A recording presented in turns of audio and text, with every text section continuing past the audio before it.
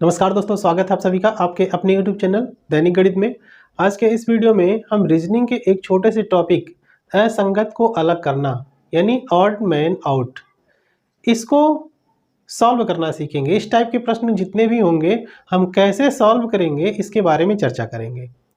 प्रश्नों को पहचानने का तरीका क्या है, कैसे उस उत्तर को हम जल्दी से जल्दी ढूंढ लेंगे, इन सभी के बारे में आज हम चर्चा करेंगे।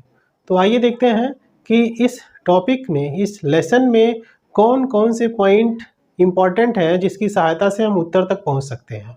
तो एक एक करके हम इसमें देखेंगे। तो आइए सबसे पहले देखते हैं कि हल करने की विधि क्या है। तो आइए देखते हैं कि हल करने की विधि क्या है। जब भी इस टाइप के क्वेश्चन दिए जाएंगे तो उसमें हल करने के तरीके होते हैं, उसकी सहायता से अगर जो आप हल करेंगे तो बड़े जल्दी से उत्तर तक पहुंच जाएंगे। सबसे पहला हम काम करेंगे कि जो भी आपके सामने पैटर्न दिया रहेगा, जो भी चित्र दिया रहेगा, उसमें से दिए गए सभी चित्रों को ध्यान से देखेंगे तथा पहचानने की कोशिश करेंगे कि चित्रों में किस प्रकार की समानता है, अर्थात किस एक प्रकार से चित्रों का एक समूह बनाया जा सकता है तथा किसी एक चित्र को छोड़कर शेष सभी में समानता का वह गुण उपस्थित है जिस एक चित्र में समानता का गुण मौजूद नहीं होगा वह चित्र ही भिन्न चित्र होगी। कहने का मतलब है कि 4 चित्र दिए रहेंगे, चारों चित्रों में से 3 चित्रों में किसी न किसी गुण को लेकर के समानता होगी, लेकिन एक जो चित्र होगा वह उन गुणों से अलग होगा, भिन्न होगा। उसी चित्र को हमको पहचानना होगा। तो इस टॉपिक पे लगभग 10 पॉइंट हैं, 10 प्रकार के क्वेश्चन आते हैं लगभग। अगर इन सबको आप जान लेंगे तो अधिकतर क्वेश्चन इसका आप हल कर लेंगे। इसमें से देख लेते हैं कि सबसे पहले कौन कौन से पैटर्न पे क्वेश्चन पूछे जाते हैं। इसमें से पहला है प्रश्नों के प्रकार में आकृतियों का आकार, यानी आकृतियों के आकार से संबंधित प्रश्न पूछे जाते हैं। दूसरा है आकृतियों में रेखाओं की संख्या, यानी आकृतियां दी गई होंगी उसमें रेखाओं की संख्या में कुछ भिन्नता होगी। तीसरा है आकृतियों की स्थिति, उनकी स्थिति में कुछ अंतर रहेगा। चौथा है मुख्य आकृति तथा अंदर की आकृतियों के बीच संबंध। चित्र दिया रहेगा, उस चित्र के अंदर भी चित्र रहेगा, उसके बीच में संबंध आपको ढूंढना है कि कौन तीनों से अलग है। पांचवा है डिजाइनों की संख्या, जो भी आपको आकृति दी रही होगी उसमें से अलग अलग डिजाइन की चित्र होंगे और उसमें से जो तीनों से भिन्न होगा उसको पहचानना होगा। छठवां है आकृतियों का घूर्णन, जो आकृतियां दी गई होती हैं उसमें एंटी क्लॉकवाइज या क्लॉकवाइज घूर्णन होता है, तो उस पैटर्न के आधार पे भी कुछ भिन्नता होती है जिसको पहचानना होता है। सातवां है पैटर्न में समानता, कुछ पैटर्न दिए रहेंगे आकृति में, उसमें जो समान पैटर्न पे होगा उसका एक समूह बनाएंगे, जो अलग होगा उसको अलग कर लेंगे और वही अलग वाला हमारा आंसर होगा। आठवां है लेखन पद्धति, लेखन पद्धति में भी समानता होती है। कुछ चित्र ऐसे भी होंगे जो समानता से अलग होंगे, जो समूह में जो चित्र रहेंगे वो एक समान होंगे, उनसे दूसरे वाले चित्र को अलग करना है। नौवां है वास्तविक चित्रों पर आधारित, वास्तविक चित्र जैसे मुद्रा को लेकर के हो गया, किसी भी वृक्ष को लेकर के हो गया, किसी भी पर्टिकुलर वस्तु को लेकर के हो गया। तो इस तरह से चित्रों पर आधारित भी हमारे सामने क्वेश्चन रहेगा। जैसे पालतू जानवर हो गए, जंगली जानवर हो गए, पक्षी हो गई, पशु हो गए, 3 पक्षी दे देगा, 1 पशु दे देगा, उसमें से पहचानना होगा।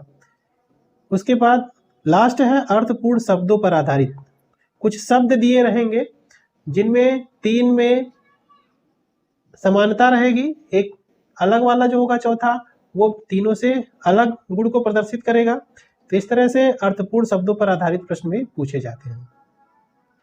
आज इसमें हम केवल पहले और दूसरे पॉइंट पे आधारित प्रश्न को देखेंगे। तो आइए देखते हैं पहला प्रश्न क्या है।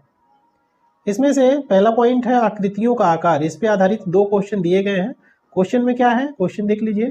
क्वेश्चन में लिखा है कि इन 4 चित्रों में से 3 चित्र किसी विधि से एक समान है, कोई भी विधि हो सकता है, जबकि एक चित्र अन्य से भिन्न है, यानी जो एक चित्र है वो तीनों से भिन्न है। अन्य चित्र से भिन्न चित्र का पहचान करना है, चयन करना है। तो इसमें से देखिए, अगर जो हम पहले क्वेश्चन की बात करें तो पहले क्वेश्चन में देखिए इसमें ये त्रिभुज बना है, इसमें 3 भुजाएं हैं, इसमें चतुर्भुज बना, इसमें 4 भुजाएं हैं, और ये लास्ट वाला जो है इसमें 5 भुजाएं हैं। तो 3 भुजा, 4 भुजा, 5 भुजा, इसमें एक एक भुजा बढ़ता हुआ है, बढ़ते हुए क्रम में है। लेकिन ये जो तीसरी आकृति है इसमें ये वृत्त है, और ये वृत्त में एक भी भुजा नहीं है, ये एक कर्व है।